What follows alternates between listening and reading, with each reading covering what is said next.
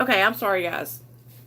So those of you that are on Facebook, y'all are lucky because my live stream on YouTube just totally went out. So what I'm gonna do is I'm gonna read. We'll just start here. Okay.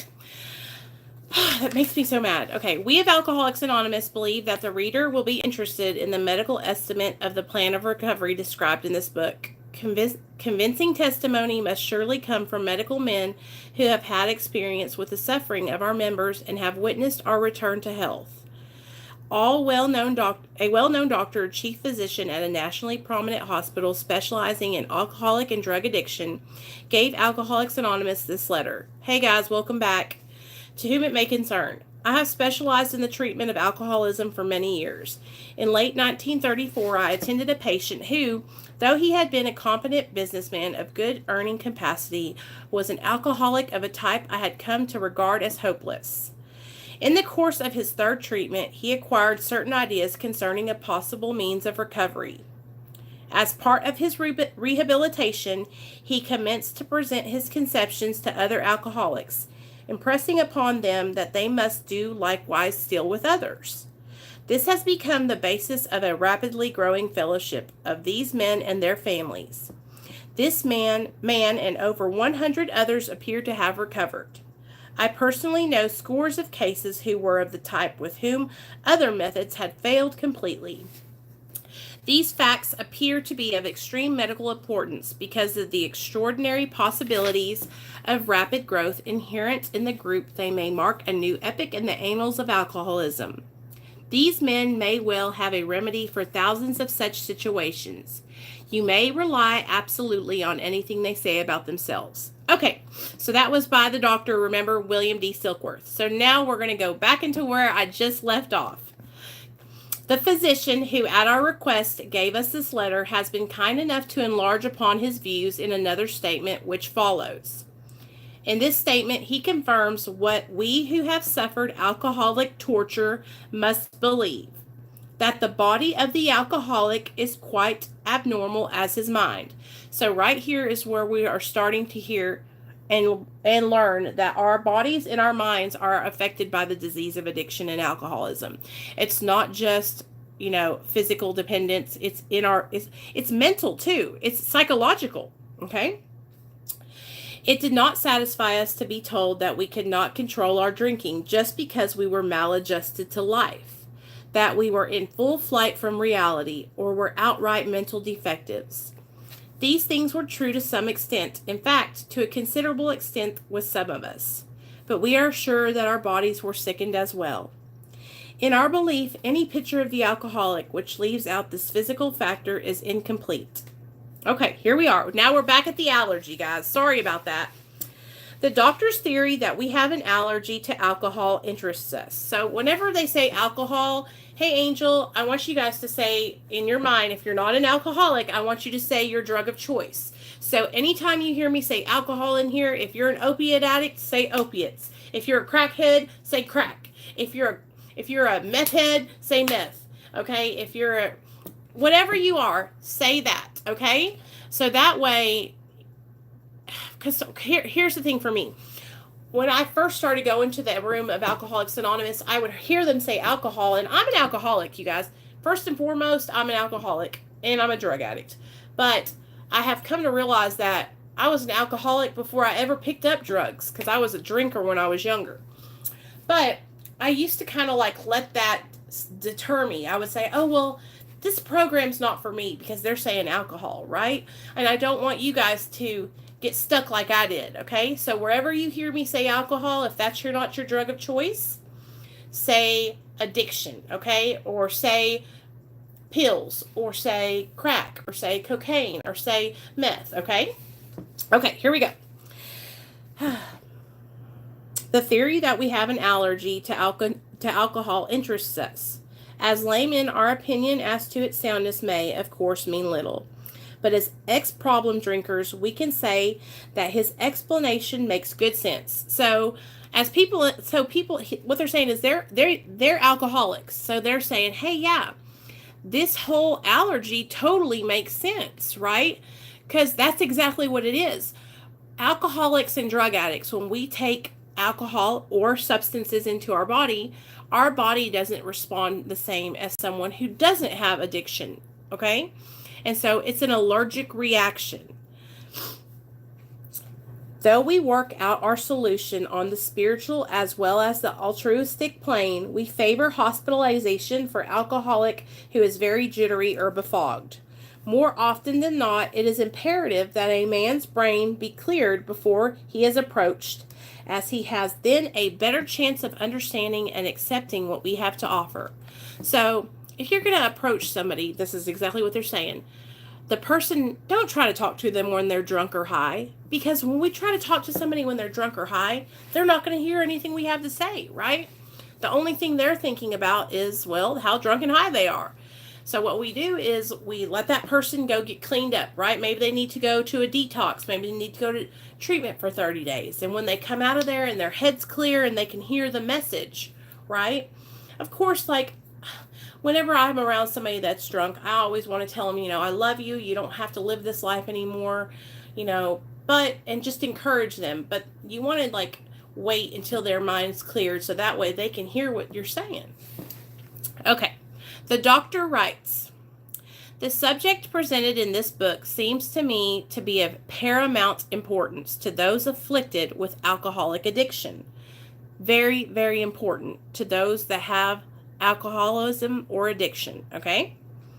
I say this after many years' experience as a medical director of one of the oldest hospitals in the country, treating alcoholic and drug addiction.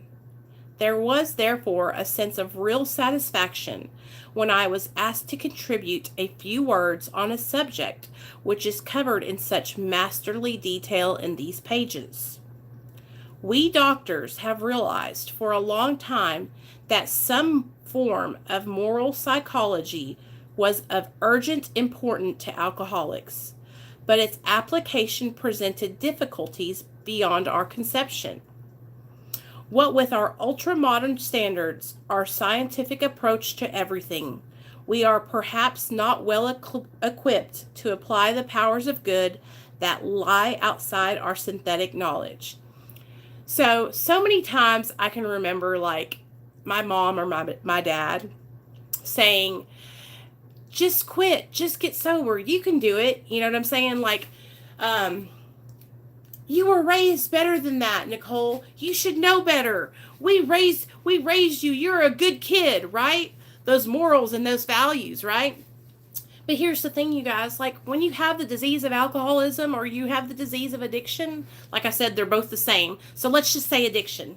When you have the disease of addiction, it doesn't matter how you were raised. It doesn't matter if you were raised with the best manners, the best morals, and the best values, right? Alcoholism and addiction are so powerful, they're going to trump those morals and trump those values, right? Everything that I always said I would never do, I ended up doing in my active addiction. And it wasn't because I'm a bad person. It's not because, I wasn't raised right. It's not because my parents didn't do a good job raising me. It was because I was sick. I was sick in my addiction. That's what it's from. Many years ago, one of the leading contributors to this book came under our care in this hospital, and while here, he acquired some ideas which he put into practical application at once. So they're referring to Bill Wilson, the creator. Him and his friend Ebby and the doctor, they created AA, the 12 steps. So Bill came into the hospital drunker than Cooter Brown, couldn't get sober, had tried everything, and this was his last chance. And his friend came in and said, hey man, I have this idea and I think it's going to work. Let me share with you. I found recovery. I want to live my life different today. Right? And he started sharing his testimony with Bill. And then Bill started hanging on to that and going with him places and studying and hearing other people's stories, right? Okay. Later, he requested the privilege of being allowed to tell his story to other patients here, and with some misgiving, we consented. So, you guys always know what I say. You can't keep it unless you give it away. And that's exactly what they're doing here. So, Bill got sober, because his friend Ebby came over and was telling him about recovery and helping him change his life and helping him find a power greater than himself. His own concept. It didn't have to be Ebby's God, but it needed to be Bill's own conception of a higher power. Okay? And he got sober, and in order to stay sober, he needed to start going around and helping somebody else get sober, share his testimony with somebody else, right? And so that's what you do. It's like paying it forward, all right? All right, the cases we have followed through have been most interesting in fact. Many of them are amazing. The unselfishness of these men as we have come to know them, the entire absence of profit motive, and their community spirit is indeed inspiring to one who has labored long and wearily in this alcoholic field. Hey guys, I don't know what happened. It just cut off, and so I started over again. I'm sorry. But I had the other one up, and it was like giving you guys the notification, and then I went on to shut my meow sound off, and it totally shut off, so I had to start all over again. Okay, sorry about that. So let's read that again. So I want you guys to hear this, because this is important.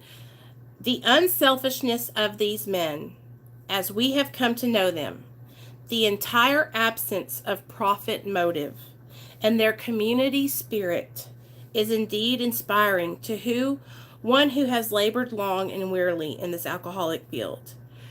I think whenever I came into AA and I started working with my sponsor, I think that was the thing that really just hit me in my heart the most. That these were people who were just like me, who had struggled with the disease of addiction and alcoholism, and they didn't want anything from me.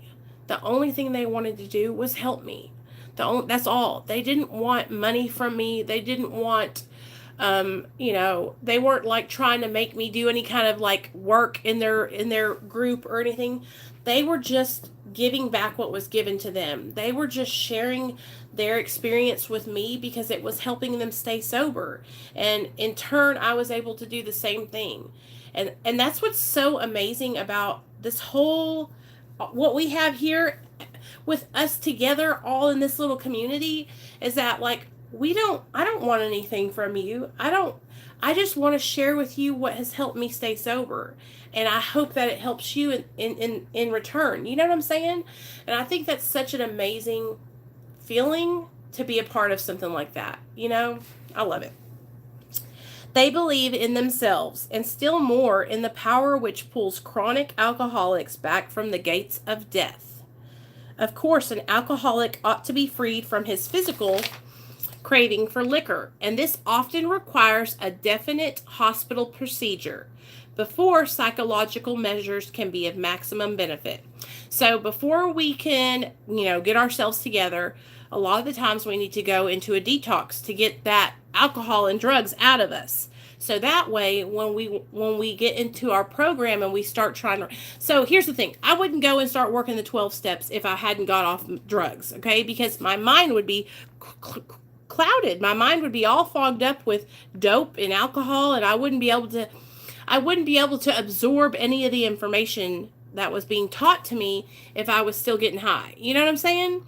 And so a lot of us, we have to go out, get some detox, maybe go to treatment for 30 days or so, and then we can come out. Our minds are like brand new babies. They're ready to like absorb all that new information.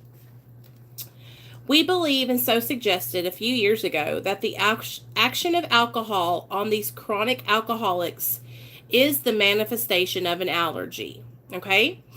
That the phenomenon of craving is limited to this class and never occurs in the average temperate drinker. So this allergy and this craving never happens to a person who doesn't have addiction, okay? Doesn't happen to a person who doesn't have alcoholism. A normie, those normal people that can drink and smoke and maybe toot a line here and there, and they don't go and drive their cars into brick walls or catch felonies. Those people, they don't have the same reaction to drugs and alcohol that we do. They don't have that allergy. Okay, these allergic types can never safely use alcohol in any form at all. So alcohol in any form. Any alcohol, any drugs, okay? And once having formed the habit and found they cannot break it, once having lost their self-confidence, Their reliance upon things human, their problems pile up on them and become astonishingly difficult to solve. So, when we're in our addiction and our alcoholism, which is the same thing, when we're in our addiction, okay? We drink and we drink and we drink, or we get high and we get high, we get high, because we're trying to cover up something else, fill a void inside of ourselves, right? We think this is our solution. This is going to make it better. And what it does is it just makes things 10 times worse. And that's what this is telling us, that our problems pile up on each other and they become more and more difficult. The more alcohol and the more drugs you add to your life, the more your life is going to become chaotic, dramatic, and not good, not fun. I know that we all, maybe when we were first started out, when we were kids and we were dabbling with alcohol and drugs, maybe then it didn't bother us then. Maybe, but that's before we turned into real alcoholics and real drug addicts, right? It's a progression, Cindy. And that's exactly what happens. It progresses. As the time goes by, it's kind of like when you are growing as a person, only you're growing in your addiction, and it just manifests itself into this huge beast that overtakes your whole mind, body, spirit, soul. That's what addiction is. It's like a leech that gets onto you and just starts sucking the blood right out of you. That's what addiction is. It sucks the life right out of you. And that's why I was kind of going on a tangent earlier, you guys, when I was sharing about drug addiction not being cool, addiction not being cool.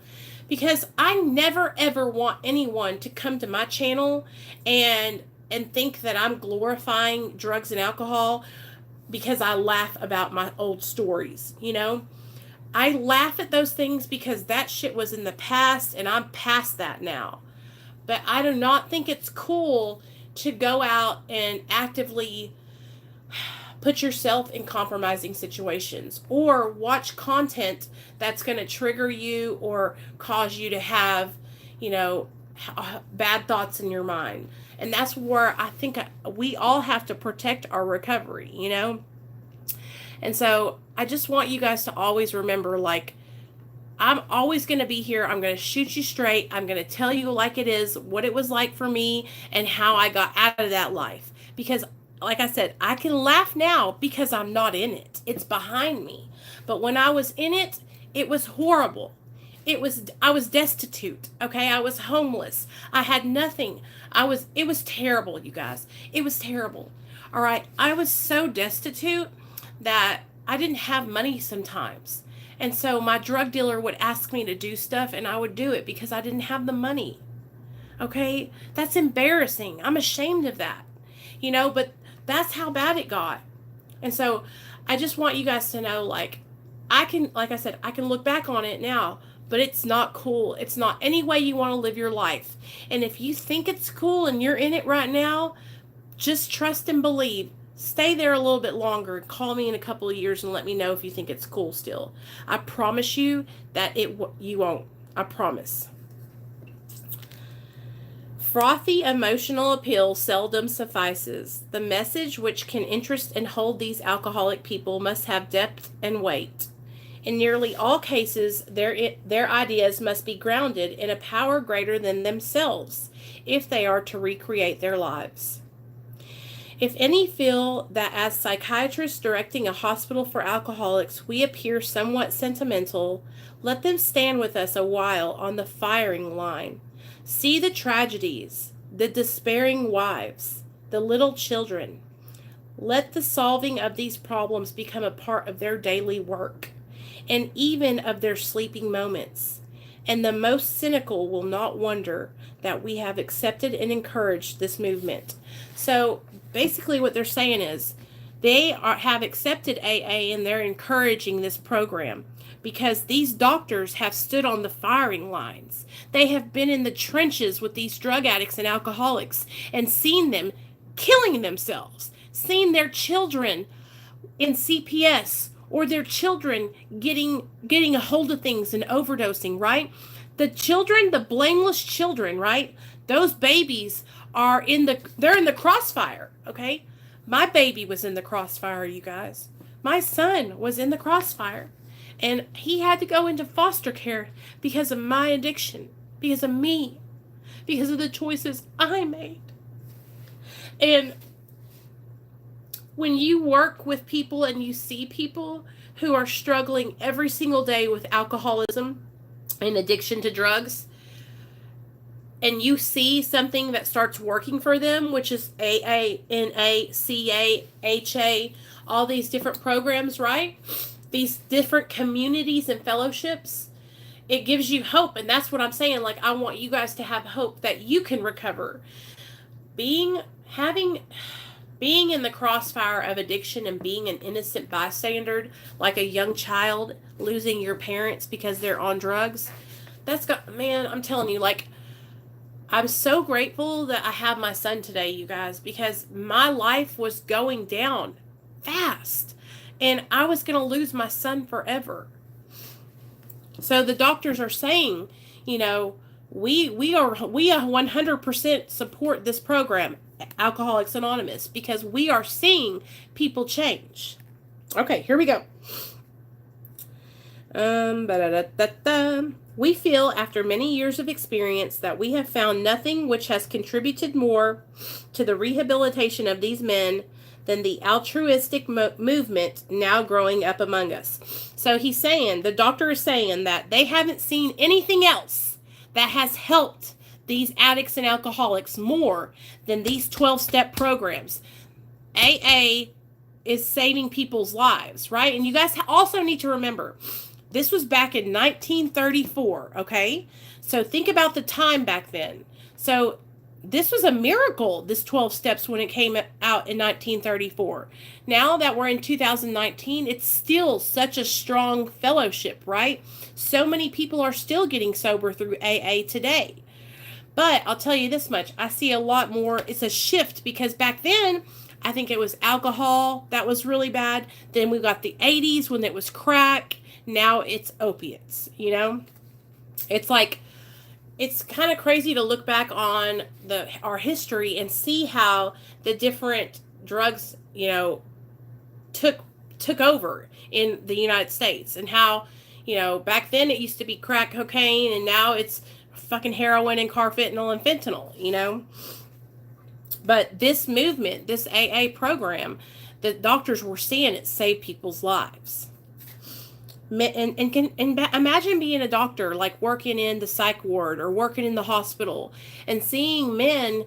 And that's the thing, they would see a lot of men that were alcoholics, men that were coming back from the war and drinking and drinking and drinking because they had PTSD, depression, anxiety, right? And back then, you guys got to remember, like, mental health and all that it wasn't talked about like it is now, right? Carfentanil, Angel. Right. And that was a different time back then. People were coming back from the war. What was it? World War I. And they were drinking themselves into oblivion, these men that were coming back from the war.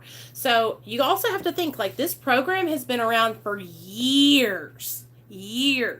Okay? Methadone wasn't even invented, I think, until 1950. So this was back in 1934. And still, even though it's from back in the day, it still has so much information. And the 12 steps, you guys, are designed for living, okay? They can help you learn to relive your life, even if you're not a drug addict or an alcoholic. They will help you in your life just with regular life. Waking up, being grateful, living by principles, trying to do the next right thing every day, and not hurting and harming others, right? Giving your power over to your power over to God every day, doing an inventory and checking yourself. These steps are designed for living,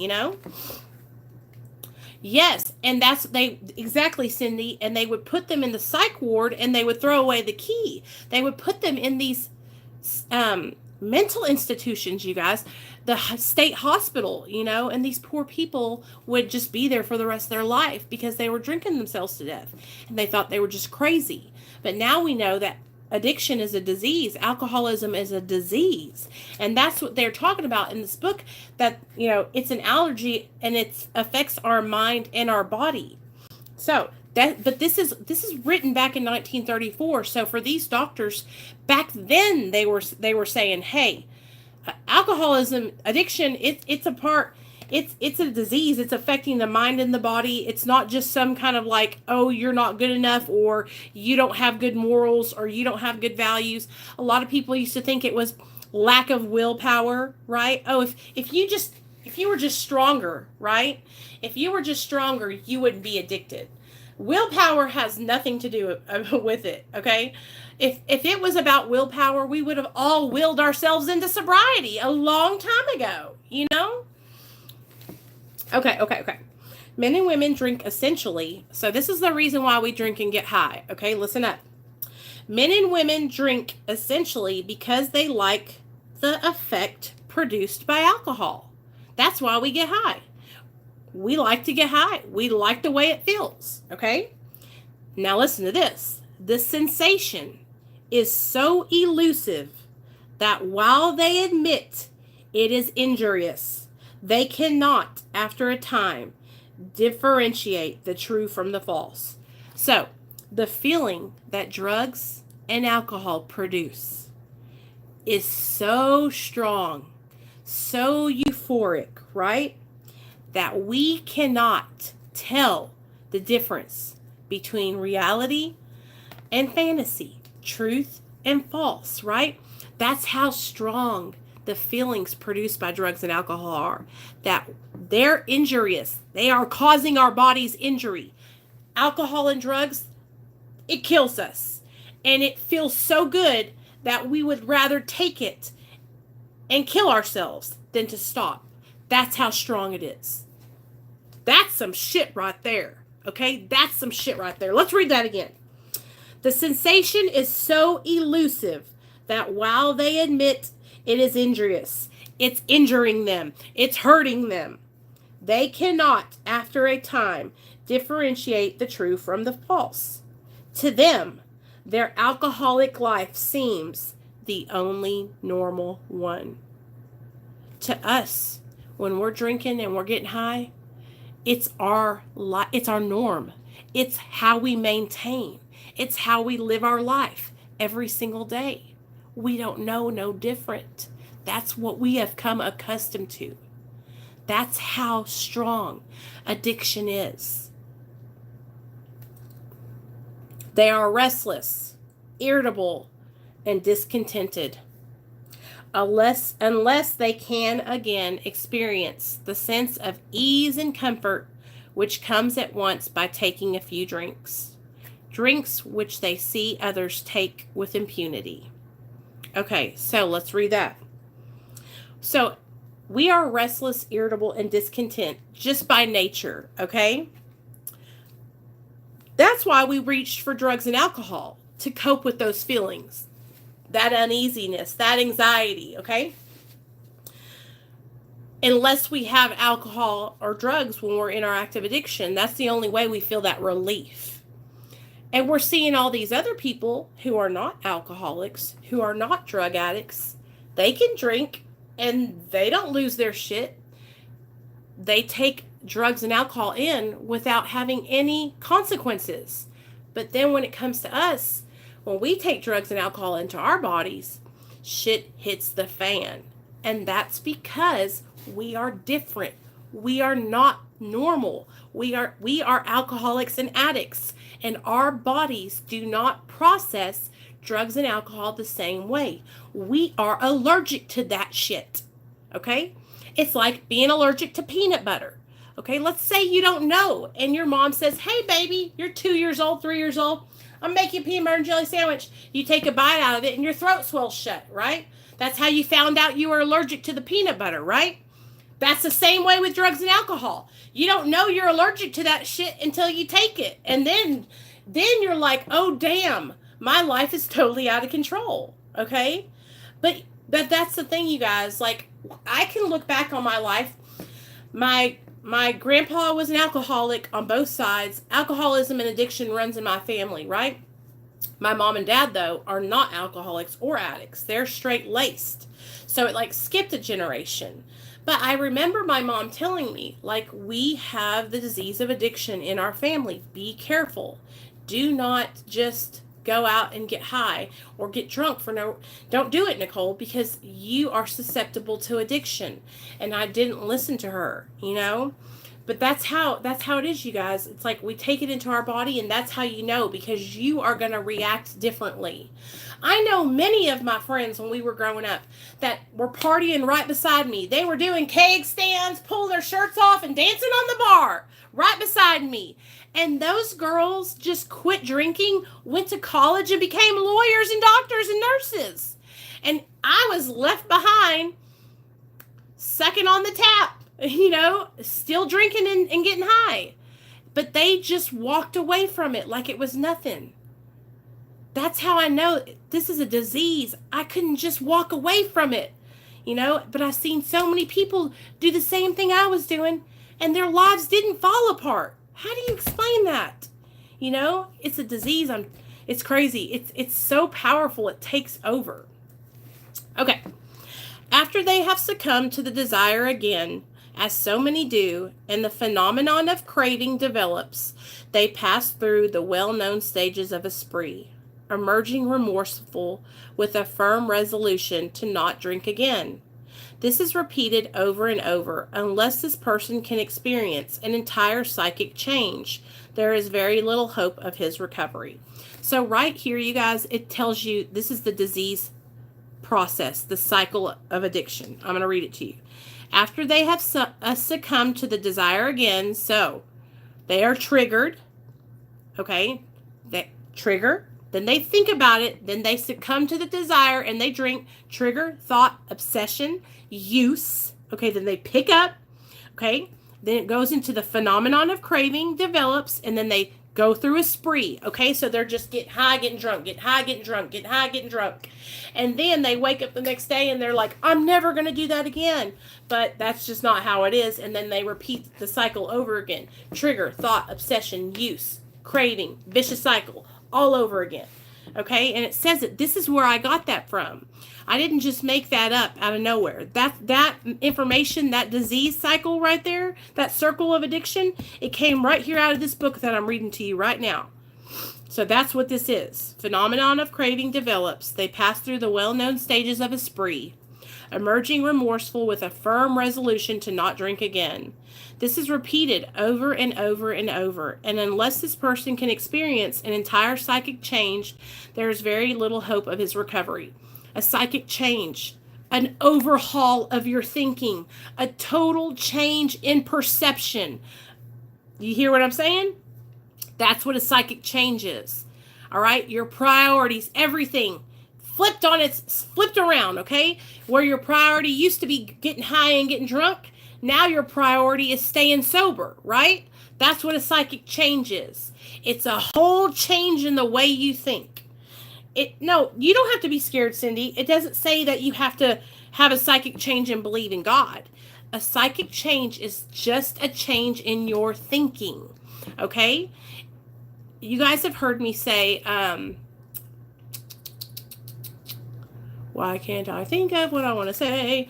Okay, let me read it. It's right back here. The program is not religious, okay? And it is your conception of God, okay? It is your idea of your higher power. Cindy, baby, your higher power can be nature. It can be the universe. It can be anything that's greater than you. Any power that's greater than you, okay? It can be this group of people here on Real Talk Recovery, all right? All you have to do is believe, okay? Just believe that that power is greater than you and that you can put faith in that power, right? A psychic change is just changing your thinking. Nothing more, nothing less. It doesn't mean you have to have the Holy Ghost. It doesn't mean that you have to speak in tongues. It doesn't mean that you have to pray and get on your knees and do a dance. Nothing. It's a change in the way you think. Anyone can change the way they think. It doesn't matter if they're religious, non-religious, believe in Satan. It doesn't matter, right? It's just a change in your thinking. So do not get discouraged, because I know a lot of people do, and I never want you guys to think that you have to believe in God to be able to stay sober, because that's not the truth. Okay? When Bill W., the guy who created AA, got sober, he did not believe in God, okay? Ebby was all on this religious kick, and Bill was like, no, sir. That's not how I get down. Okay? Bill found his own conception, all right, of a higher power, and that's what you have to do. Don't let all the words like G-O-D confuse you, okay? G-O-D is good, orderly direction, all right? God, good, orderly direction. It doesn't have to mean God as in being in the sky. It can mean good, orderly direction, okay? When I was in treatment, that's what they told us, because I had a problem too.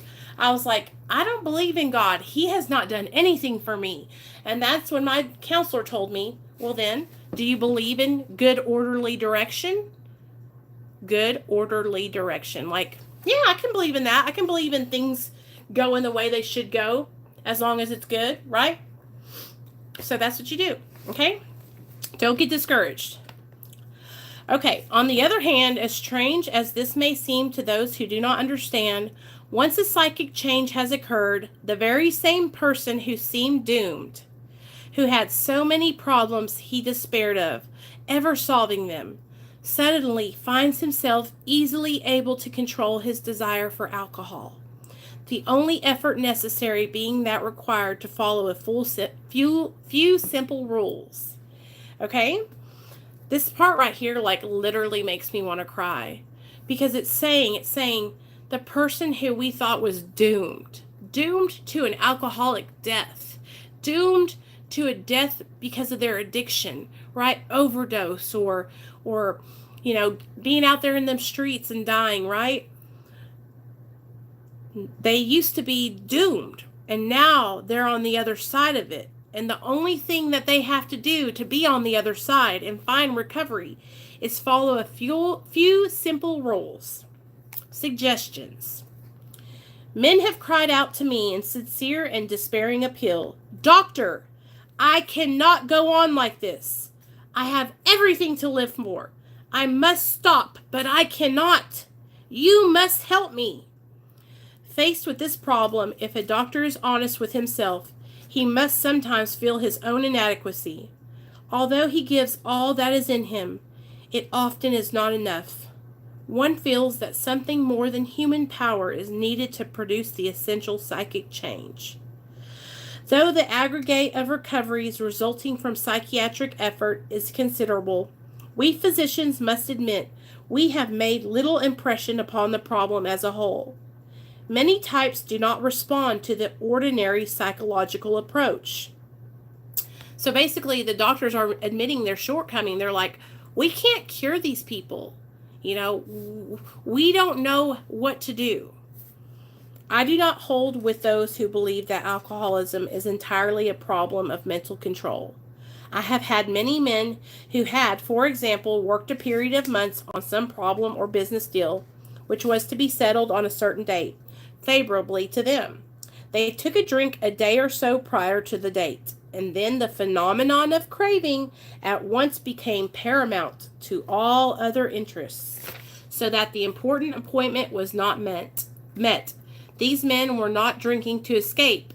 They were drinking to overcome a craving beyond their mental control. I've done that so many times. Had a job interview or some kind of important something important, like maybe, you know, going to my parents' house for Thanksgiving or Christmas, and I know I need to be sober. I know I need to be in my right mind, and I get fucked up right before I go. And it was not because I was trying to escape. It was because I couldn't control it. It's out of our control. That's what addiction is. It's losing the power of choice. There are many situations which arise out of the phenomenon of craving, which cause men to make the supreme sacrifice rather than continue to fight. The classification of alcoholics seems most difficult, and in much detail is outside the scope of this book. There are, of course, the psychopaths who are emotionally unstable. We are familiar with this type. They are always going on the wagon for keeps. They are over remorseful and make many resolutions but never a decision. There is the type of man who is unwilling to admit that he cannot take a drink. He plans various ways of drinking. He changes his brand or his environment. There is the type who always believes that after being entirely free from alcohol for a period of time, he can take a drink without danger. These are all the different types of alcoholics and addicts. So you got the psychopaths, people who have mental illness, really crazy folks, okay? You got the type who think that when they're sober for a year or two that they can pick up a drink every now and then they go back out. You got the type that are manic depressive, who perhaps are the least understood by their friends and about whom a whole chapter could be written.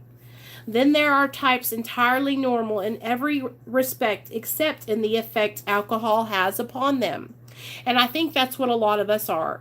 I think we're all pretty normal except for when it comes to the way drugs and alcohol affect us. They are often able, intelligent, and friendly people. All these and many others have one symptom in common. They cannot start drinking or using drugs without developing the phenomenon of craving. This phenomenon, as we have suggested, may be the manifestation of an allergy, which differentiates these people and sets them apart as a distinct entity. Okay, so we're different. That allergy sets us apart from everyone else. That is right, Adam. One drink, too much, right? And 1,000 is never enough. It has never been, by any treatment with which we are familiar, permanently eradicated. So, it doesn't matter what treatment you go to. We are going to be alcoholics and we're going to be addicts for the rest of our lives, right? Hey, Shelby. But today, we are recovering alcoholics and we are recovering addicts, okay?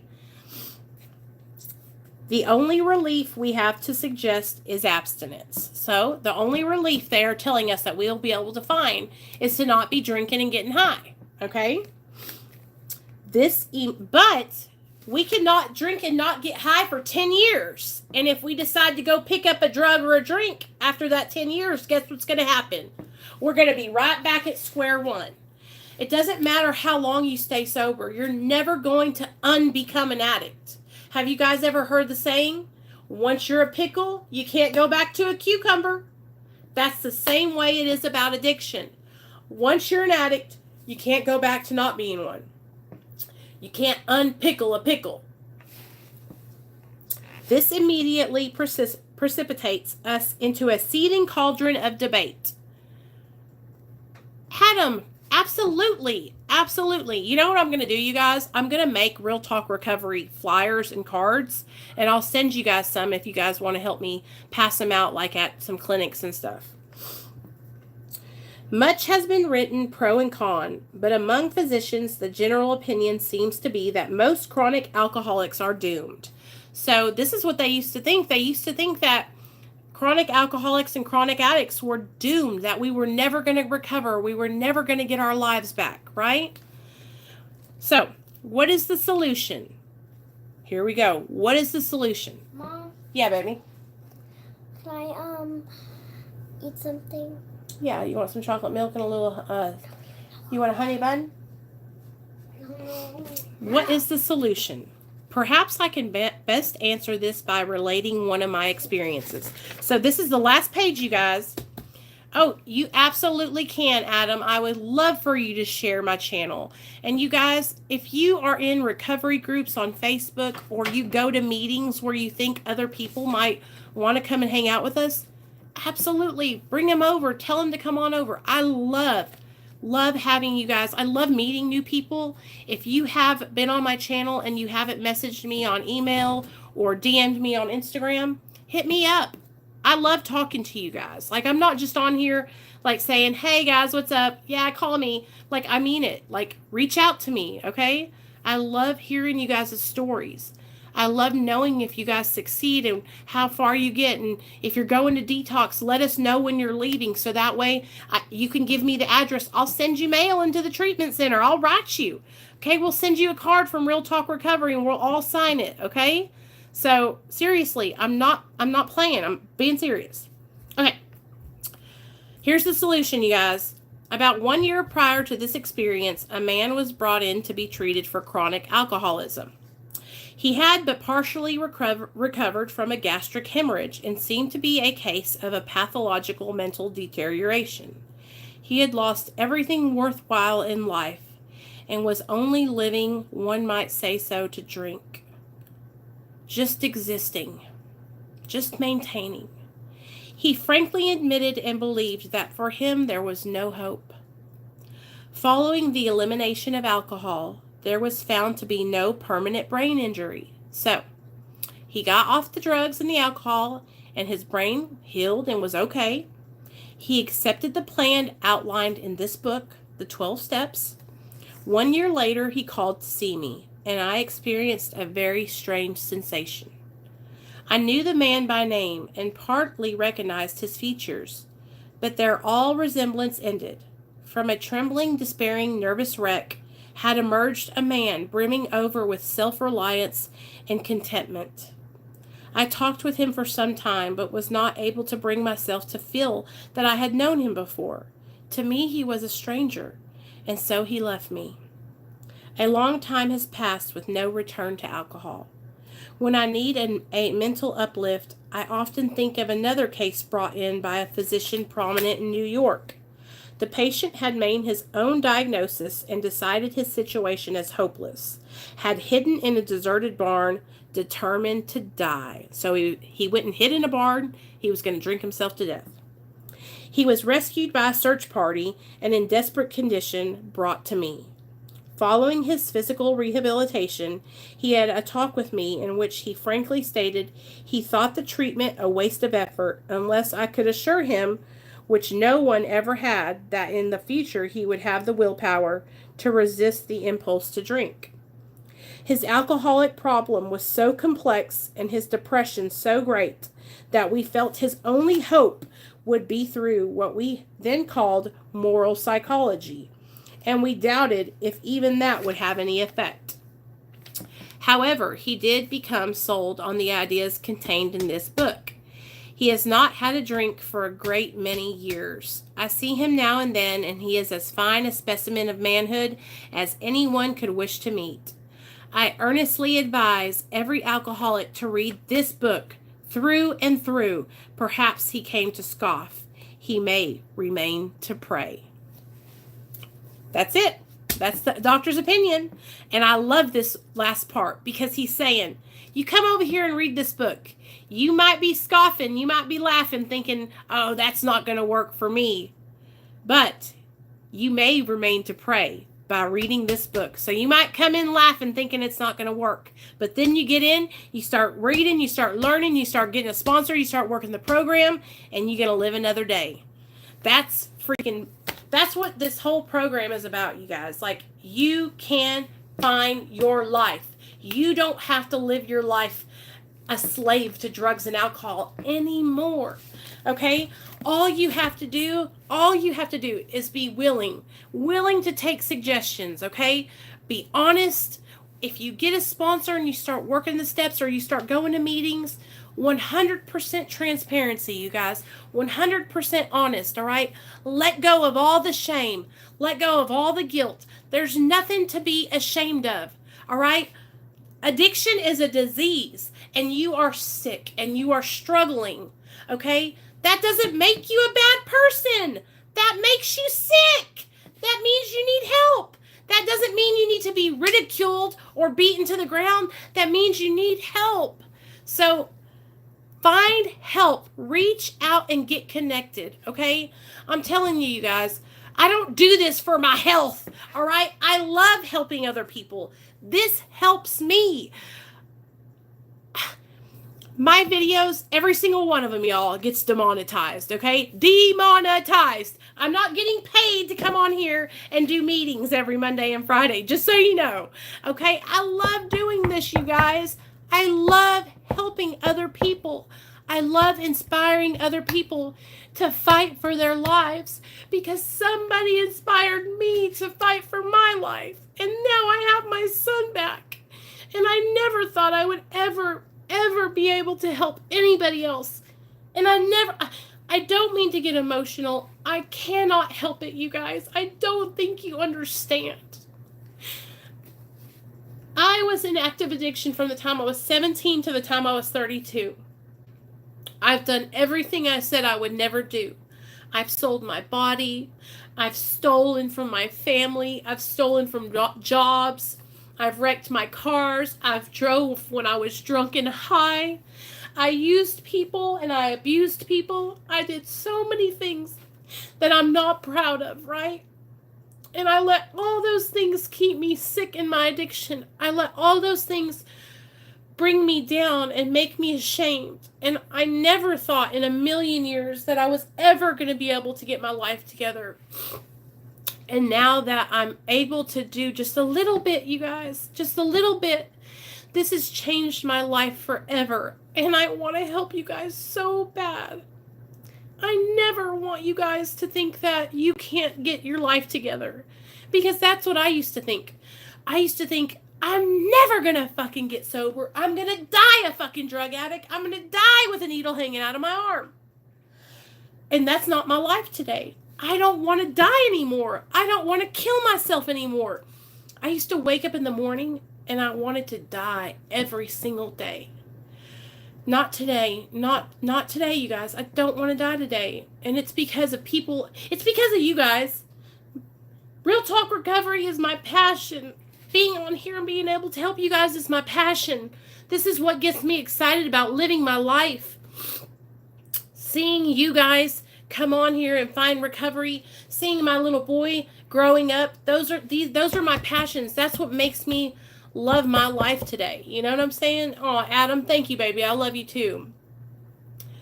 I just want you guys to know that I was the same way. Like, I didn't think I was ever going to be able to get sober. I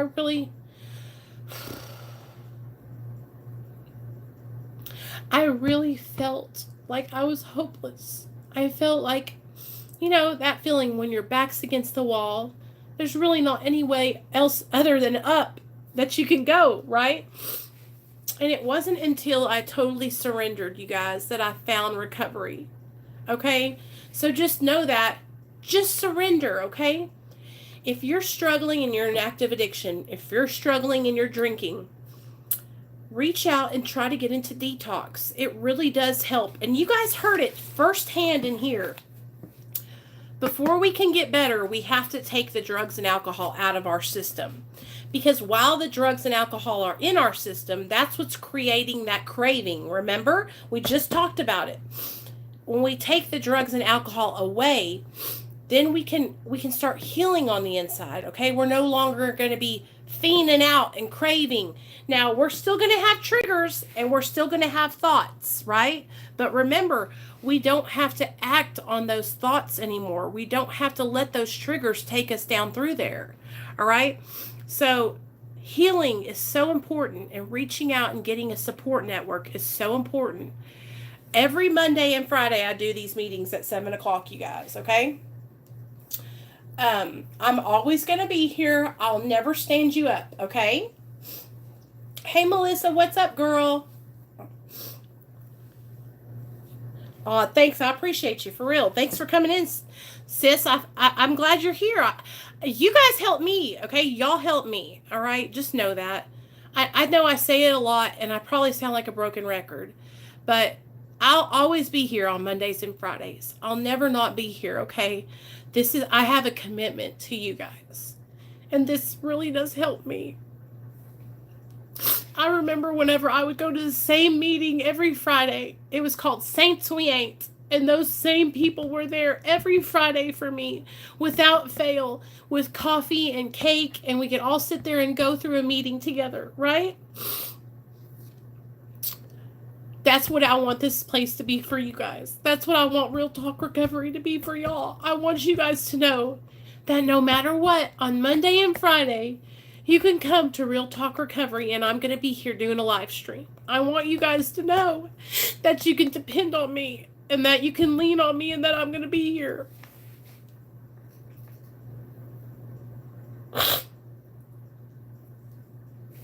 I know that a lot of people don't have that stability and that support to lean on. So I really hope that I can give that to you guys. And that's what I work so hard to make sure that I'm here every Monday and Friday, like I say I'm going to be. It's so important to me to follow through with that.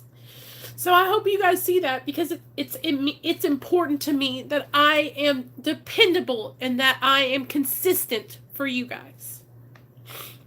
So anyway, I love you guys. I don't mean to get emotional, but my channel has saved my life. It has helped me so much to become a better person. And I have had my ups and downs on YouTube. I have had my disagreements with people, but I'm a good person. I really care about people, and I really do want to help other people. And my channel has helped me to become a better person. And if nobody else sees it, I see the growth in myself. I see the change in me, and I want to just keep on doing it. Okay, let me see what y'all are saying. I live in a tiny town in Missouri, and there are no meetings anywhere. So these are the first meetings of any kind I've ever had. Oh, Melissa, see, that makes me so happy. That makes me so happy. We don't and made the jump because you all was our proof from spirit to get on with it already. Angel, I am so happy to hear that, girl. Like, I'm so glad that you found me on Facebook too, so we can text message each other and stuff. And see, Melissa, that's all I needed to hear. Angel, that's all I needed to hear, because that is reassurance that that I have to keep doing what I'm doing, because I want you guys to have a connection. All right. Hey, ass nasty, what are you doing? You know what, Nasty, when I first saw your message on one of my videos, I thought, this has got to be a troll, right? And I was going to block you. And then I was like, it's not a troll. He really is nice. I just want you guys to know that I care about y'all, and we might not be best friends, or I might not know you, but we know each other here on Real Talk Recovery. And I want you guys to, know that I'll always be here for you, and you can depend on me, okay? So Mondays and Fridays, every Monday and Friday at 7 p.m. Central Standard Time. Hey, Misty, I love you too, girl. So, okay, I'm not going to hold y'all hostage anymore tonight. So we did an hour-long meeting. I'm so proud of everybody for coming and making the meeting tonight. Today, okay, so sobriety birthdays. Today is Jeff from the Recovery sobriety birthday. It's not, I don't think it's a milestone, but I know his is on the 23rd. So if you guys haven't told me your sobriety birthday yet, be sure to go over to my community tab and comment your sobriety birthday, or go into the Facebook group and comment your sobriety birthday so I can write it down on my calendar. Because when it comes up time for your sobriety birthday, I'm going to wish you a happy birthday here on Real Talk Recovery. So everybody, happy birthday to Jeff from the Recovery. If you guys see him, or if you happen to go over to his channel, let him know that we were all celebrating his recovery birthday. And if you don't mind sending me... I mean, I definitely look like one. Okay. If you want me to send you a card, all you have to do is send me your address, and I'll send you a card for your sobriety birthday. So, just a little card letting you know how proud I am of you and that I love you, okay? All right, you guys. I love y'all, and I'll see you guys Wednesday for story time and Friday night for the Mara meeting. Good night.